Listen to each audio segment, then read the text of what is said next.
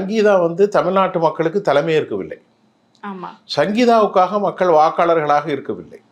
நான் சொல்வதை நீங்க புரிஞ்சுக்கிடணும். தமிழகத்தை தலைமையேற்று நடத்தக்கூடிய பொறுப்பில் விஜய் தான் வருகிறார்.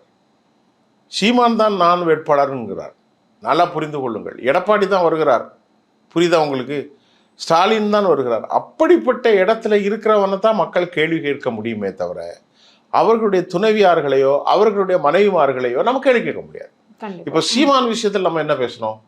சீமானுக்கும் அந்த பெண்ணுக்கும் ஒரு இல்லீகல் அஃபேர் இருந்துச்சு. ஆனா அதை வந்து இவ்வளவு பிரச்சனை ஆக்கி அவங்க உங்க அம்மாவை பேசுற அளவுக்கு நீ விட்டுருக்க கூடாது. உலகத்துக்கே யோசனை போடுற சீமான் வாழ்ந்திருக்க, அவளோடு குடும்பம் நடத்தியிருக்க, ஏதாவது தவறு நடந்துட்டு அப்போ அடுத்த கல்யாணம் முடிக்க முன்னாடியே அதை செட்டில் பண்ணியிருக்கணும்.